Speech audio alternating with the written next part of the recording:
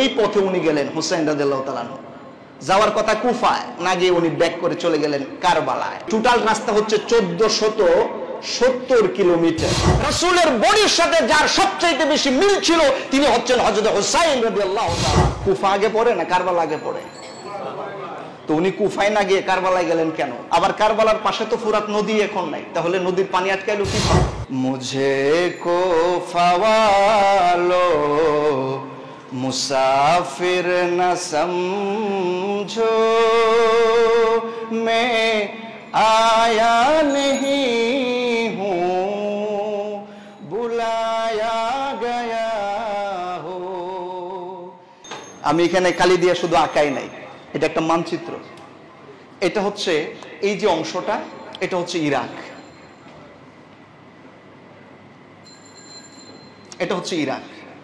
কারবালাটা কোন জায়গায় অবস্থিত বলেন তো? কথা বলতে হবে, কোথায়? ইরাকে। ঘটনাটা ঘটছে ইরাকে। আর হুসাইন রাদিয়াল্লাহু তাআলা কি ইরাকে ছিলেন? উনি ছিলেন হচ্ছে মক্কায়। মক্কা হচ্ছে সৌদি আরবিয়া, এই যে এখানে।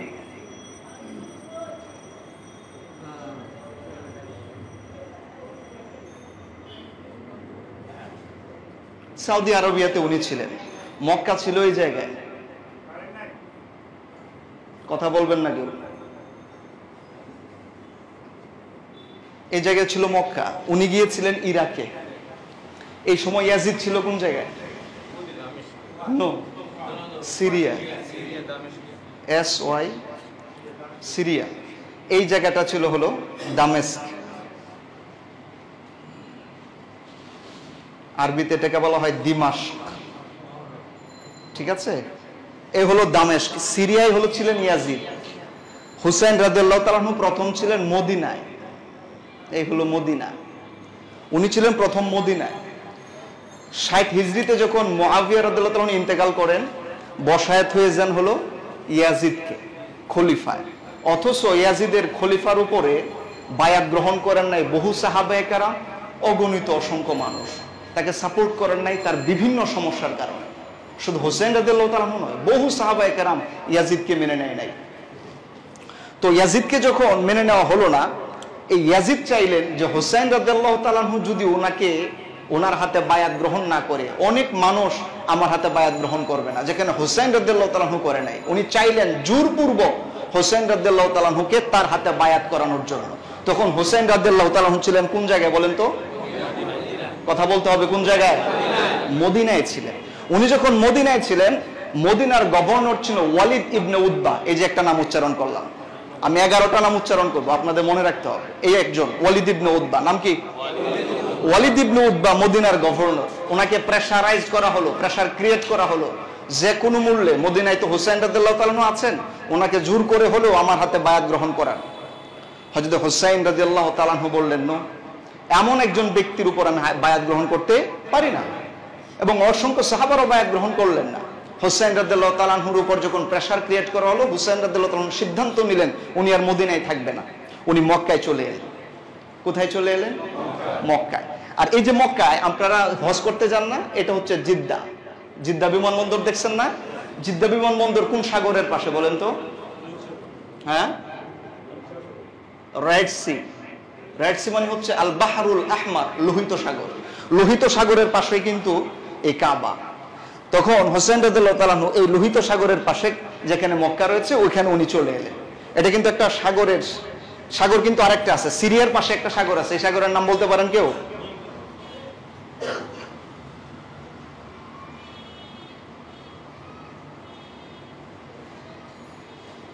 Mediterranean C. মেডিটারেনিয়ান সি মানে হচ্ছে ভূমধ্য সাগর। আরবিতে এটাকে বলা হয় আল বাহরুল মুতাওয়াসসাত। ভূমধ্য সাগরটা এই জায়গায়, এটার পাশে সিরিয়া। রাইট সি, আল বাহরুল আহমর, এটা হচ্ছে লোহিত সাগর, এটার পাশে হচ্ছে মক্কা। তো এখানে উনি মক্কায় চলে এলেন, কারণ চাপ ক্রিয়েট করা হচ্ছে হুসাইন রাদিয়াল্লাহু তাআলার উপরে। উনি বললেন জায়গায় থাকবো না, উনি চলে এলেন মক্কা। মক্কায় যখন এসেছেন, তখন কুফা যে শহরটা ছিল, ইরাকের একটা শহরের নাম কুফা।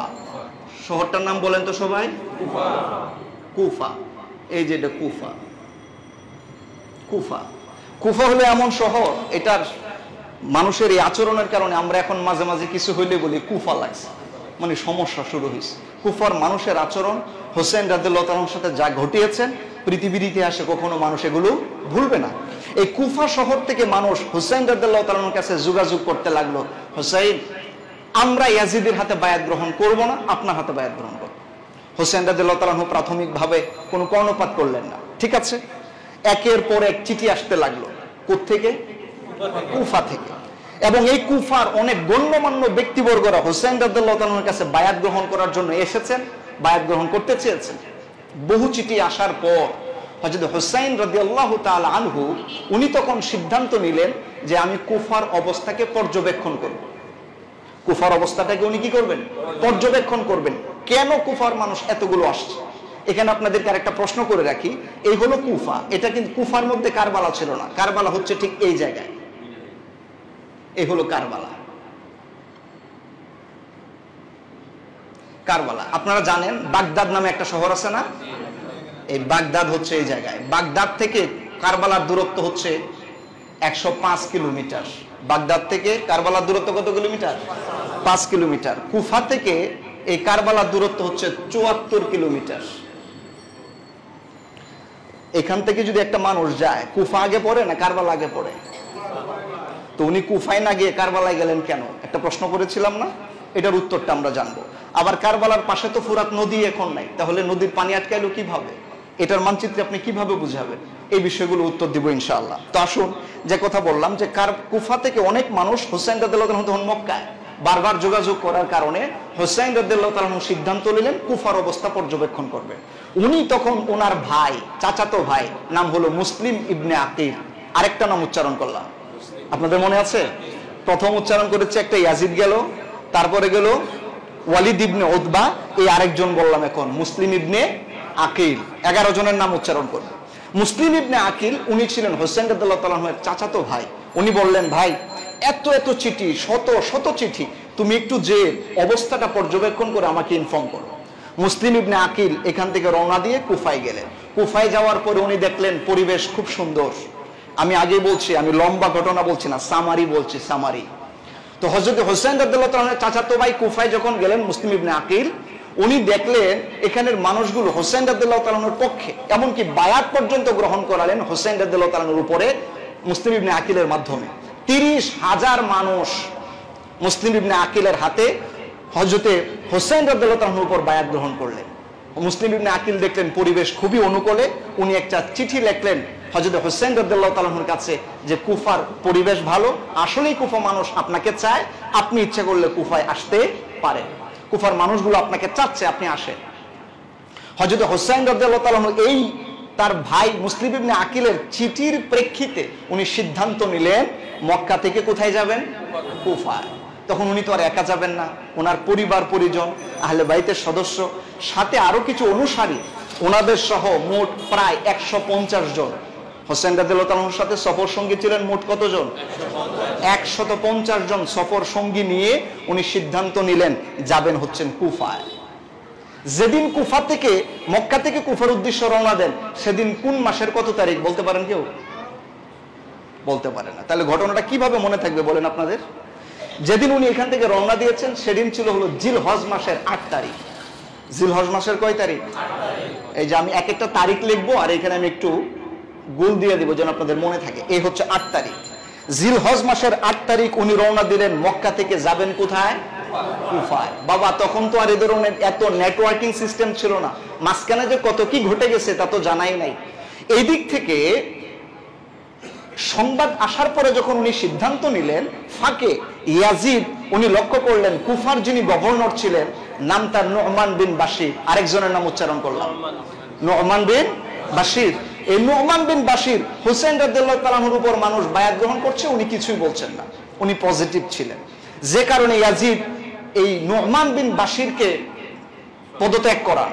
এবং এখানে ছিল বসরা, এই বসরার শাসনকর্তা ইবনে জিয়াদ, এর পূর্ণ নাম হচ্ছে উবাইদুল্লাহ ইবনে জিয়াদ। কিন্তু এই ব্যক্তিটি এত বাজে আচরণ করেছে হোসেন রাদিয়াল্লাহু তাআলা আনহুর সাথে, যে কারণে আমরা তাকে উবাইদুল্লাহ এই শব্দটা উচ্চারণ করি না, আমরা বলি ইবনে জিয়াদ, জিয়াদের ছেলে। কারণ ওর নামের আগে উবাইদুল্লাহ ব্যবহার করার মতো যোগ্যতা সে হারিয়ে ফেলেছে, আমরা বলি ইবনে জিয়াদ।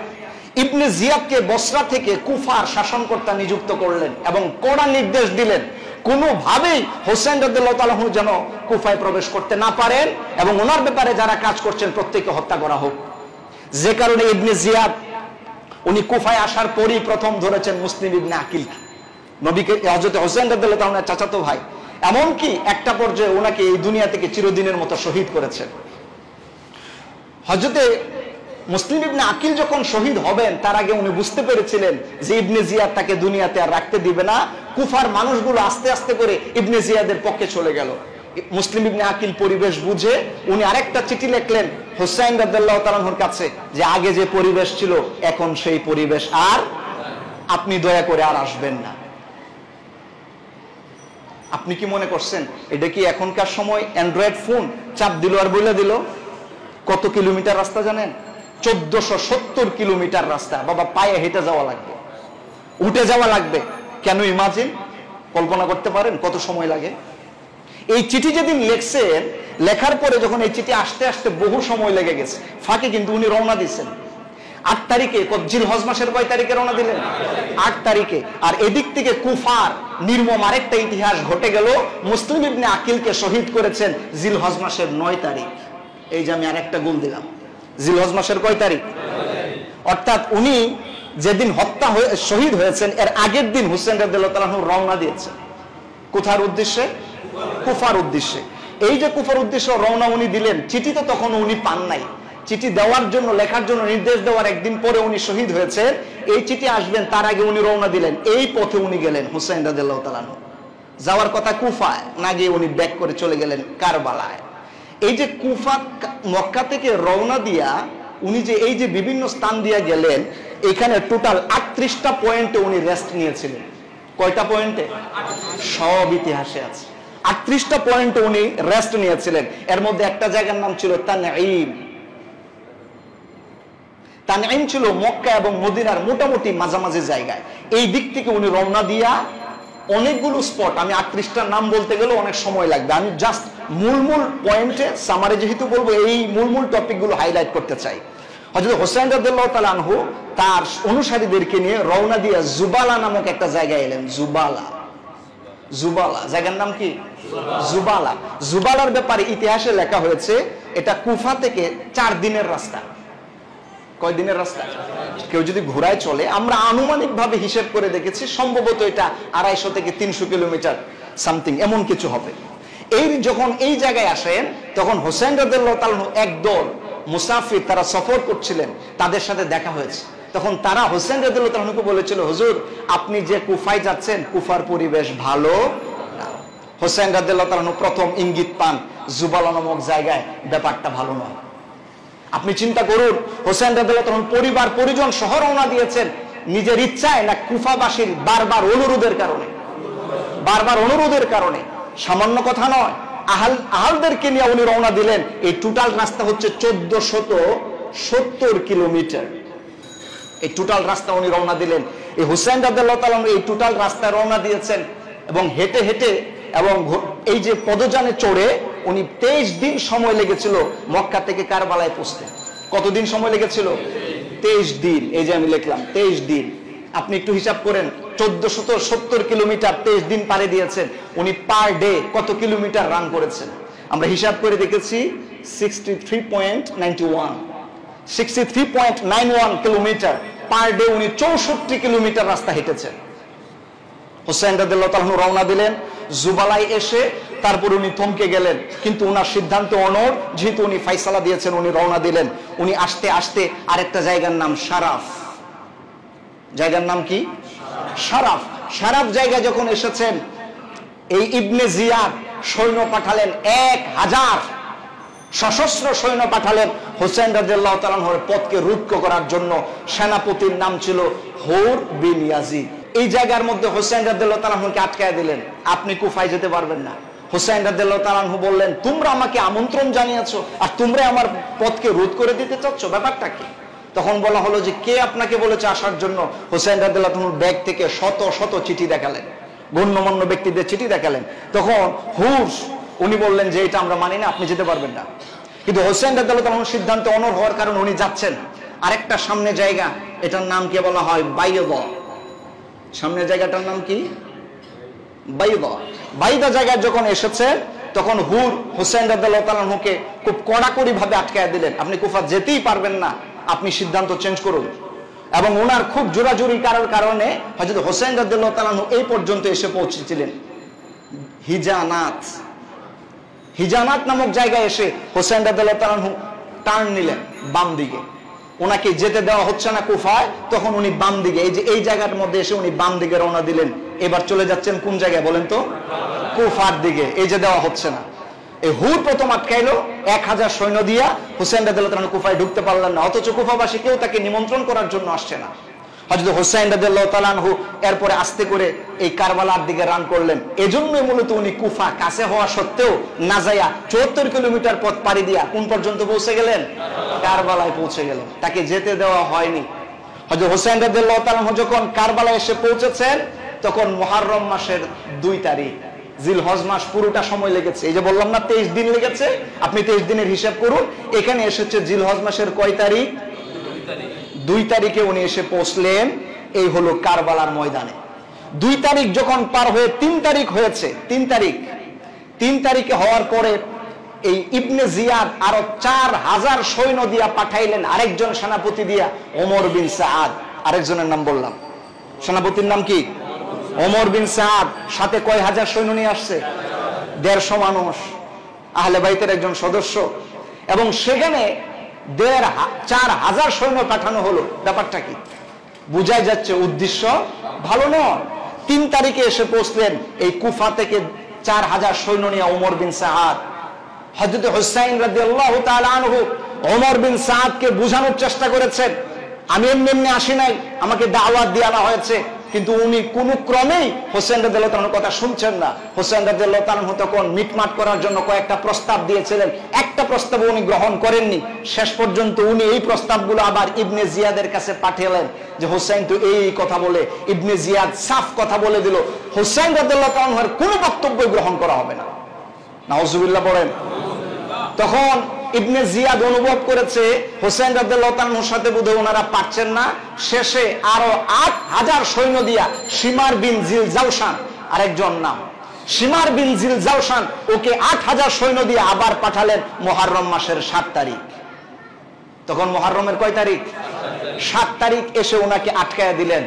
এমনকি এই পাশের ফুরাত নদীর পানি ওনাকে গ্রহণ করতে দিচ্ছেন না। আমি আগেই বলেছিলাম ফুরাত নদীর কোনো মানচিত্র আপনি এখন পাবেন না। তাহলে এলো কোথা থেকে? ফুরাত নদীটা ওই যে এখানে আপনার ওই অনেক আগে থেকে এটা মূলত এসেছে, বাগদাদের পাশ দিয়ে হয়ে এসে কুফার দিক দিয়ে এদিক দিয়ে চলে গেছে। কিন্তু এখন এটা না দেখালেও একটা সময় একটা ক্যানেল, একটা শাখা এই কুফাতে, এই ফুরাতের একটা শাখা এই কারবালার এই পাশ দিয়ে গিয়েছিল। কিন্তু মূলত ফুরাত থেকে কারবালার দূরত্ব 19 কিলোমিটার। ফুরাত থেকে কারবালার দূরত্ব কত? 19 কিলোমিটার। কিন্তু এই 19 কিলোমিটারের মধ্যে একটা লেকের মতো এসেছিল, যেটা এখন বিলীন হয়ে গিয়েছে। আরে বাবা, আমাদের দেশের কয়টা নদী বিলীন হয়েছে গত 50 বছরে? আপনি বলেন না। এটা একেবারে শক্ত বড় করার কিছু নেই যে নদী গেল কই। নদী তো মাটিতে খেয়ে ফেলাইছে, আর কিছু নদী তো আমরা মানুষেরাই খেয়ে ফেলাই। আমাদের হাতে কি দূর ক্ষমতা নাই? নদী কেমনে খায় দেখেন না? আর ইচ্ছা করলে নদী বানায়ও দেয়। মাঝে মাঝে যখন বাঁধের পানি ছাইরা দেয়, আমরা পানিতে হাবুডুবু খাই না? আশপাশের আমাদের পড়শিরা এই ধরনের সুন্দর ব্যবহার করেন আমাদের সাথে। তো কি বুঝলেন? অনেক মানচিত্র আমরাই চেঞ্জ করতে পারি। তাহলে এটা চেঞ্জ হয়ে যাবে পৃথিবীর এই 1400 বছর ইতিহাসে, এটা স্বাভাবিক। একটা লেক এখানে ছিল, যেখানে 7 তারিখে এসেই এই 7 তারিখে ওনারা সিদ্ধান্ত নিলেন যে এই জায়গায় আর পানি ওনাকে ছুঁতে দেওয়া হবে না।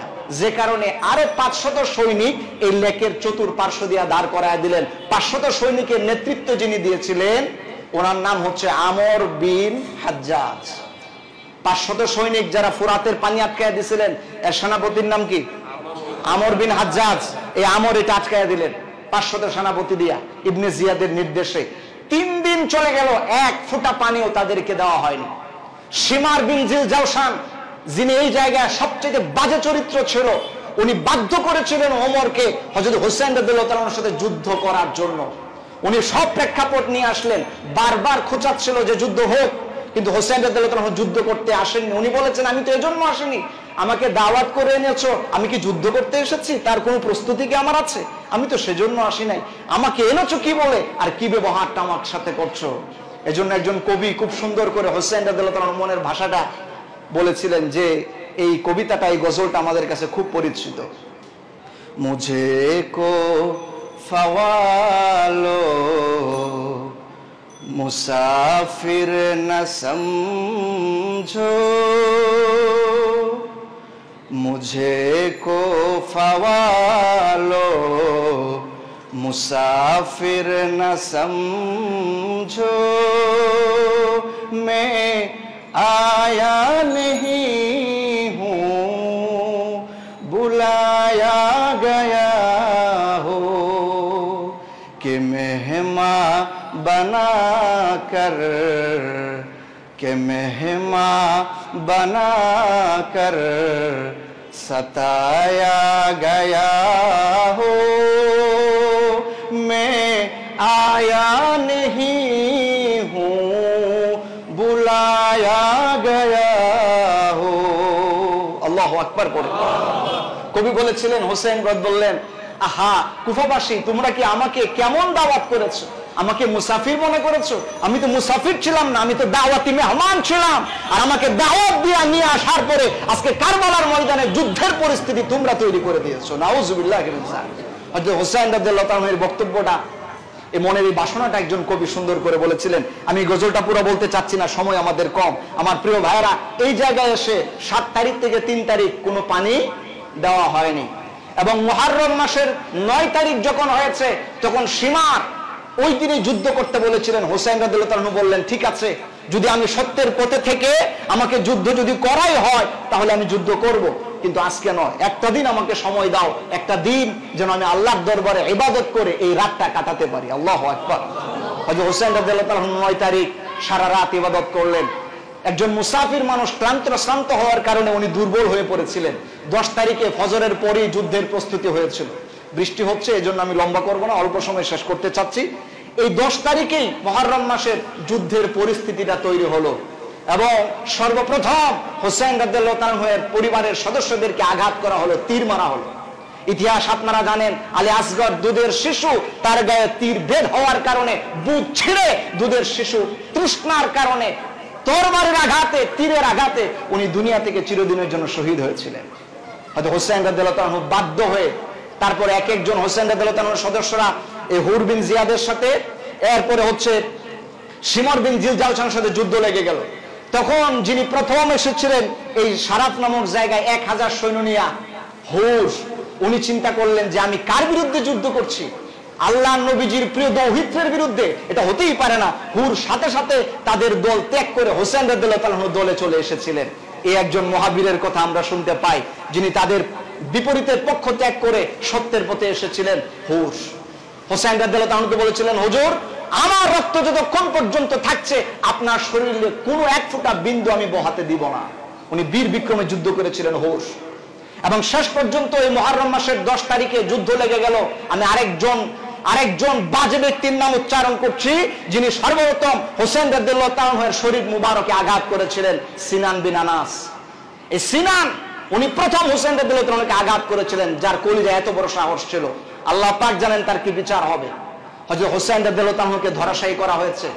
আমরা ইতিহাসে দেখেছি, হাদিসের রাবিরা বর্ণনা করেছেন যে হযরত হোসেন রাদিয়াল্লাহু তাআলাকে 33টি তীর মারা হয়েছিল। আপনি কয়টি তীরের আঘাত সহ্য করতে পারবেন? আপনার বুকে যদি একটা বুলেট দেওয়া হয়, দ্বিতীয় বুলেটের জন্য তো আপনি দাঁড়ায় থাকতে পারেন না বাবা। 33টা তীর ওনার বুকে এসে লেগেছে, শরীরে এসে লেগেছে। 34টি তরবারির আঘাত ওনার পুরো শরীরকে জর্জরিত করে দিয়েছিল। উনি শহীদ হয়েছেন কারবালার ময়দানে। আরেকজন পাষাণের নাম আমি উচ্চারণ করছি, শিমার বিন জিলজালসান। এই শিমার হোসেন রাদিয়াল্লাহু তাআলা শহীদ হওয়ার পরে কত বড় পাষাণ ব্যক্তি, হোসেন রাদিয়াল্লাহু তাআলার শরীর মুবারক থেকে, তার দেহ মুবারক থেকে শির মুবারক ছুরি দিয়ে কেটে আলাদা করে দিয়েছে।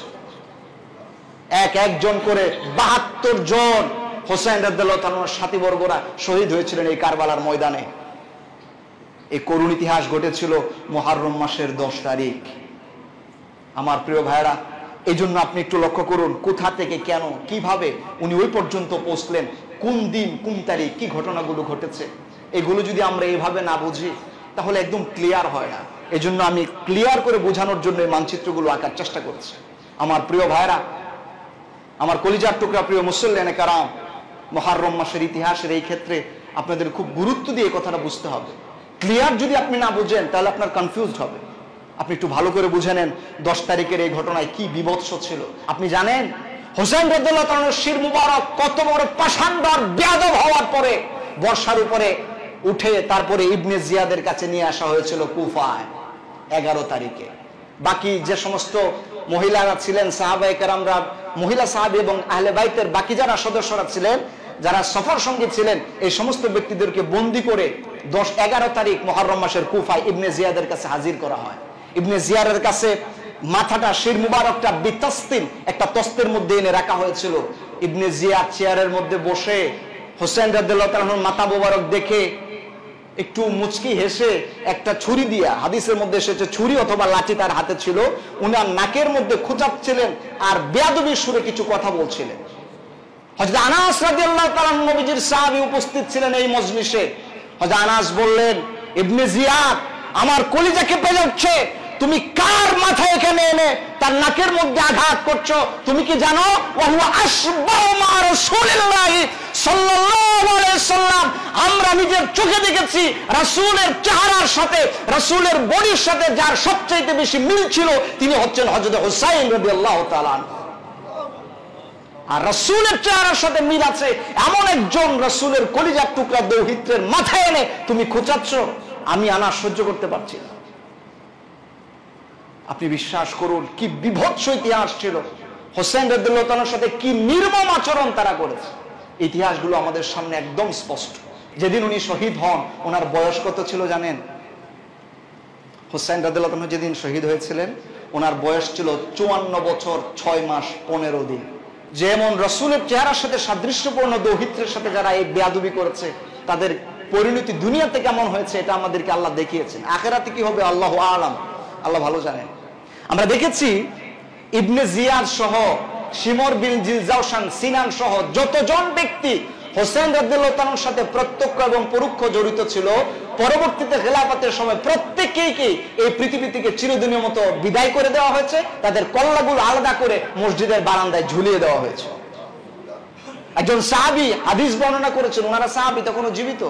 উনি বললেন ইবনে জিয়াদের মাথাটা যখন এনে রাখা হয়েছিল আমরা এসে দেখলাম, হাদিসটা মুসলিম শরীফের মধ্যে এসেছে, সিয়াসিত্তার হাদিস, ভুয়া হাদিস হলে আমি বলতাম না, সিয়াসিত্তার হাদিস বলছি। হযরতে একজন সাহাবী বললেন যে ইবনে জিয়াদের মাথাটা যখন রাখা হয়েছে আমরা দূর থেকে দেখলাম একটা সাপ ইবনে জিয়াদের নাক দিয়া ঢুকেছে, মাথার মধ্যে ঢুকে আবার কিছুক্ষণ পরে বেরিয়ে এসেছে। সাহাবী বর্ণনা করলেন, আমার মনে হয়েছে যে নাকের মধ্যে হোসেন রাদিয়াল্লাহু তাআলার নাকে যে ব্যক্তি খুঁচিয়েছে দুনিয়াতে আল্লাহ পাক তার নাকে সাপ দিয়া প্রমাণ করে দিয়েছেন আহলে বাইতের সাথে বেয়াদবি করলে কি পরিণত হয়, এটা দেখিয়ে দিয়েছে। ইতিহাস খুব বিভৎস, ইতিহাস খুব করুণ। এগুলো থেকে যদি আমরা শিক্ষা না নেই তাহলে আমাদের জীবনটাও সুন্দর হবে না। আমার প্রিয় ভাইরা, এজন্য যারা সত্যের পথে থাকেন, যারা সঠিক পথে থাকেন, এদের রাস্তায় যেন আল্লাহ পাক আমাদেরকে কবুল করেন, আমরা পড়ি আমিন। সত্যের পথে শহীদ হওয়ার মতো তৌফিক আল্লাহ আমাদেরকে দান করুন, আমরা পড়ি আমিন। আল্লাহুম্মা রযুকনা শাহাদাতান ফি সাবিলিক ওয়াজআল মাউতানা ফি বালাদি রাসূলিক।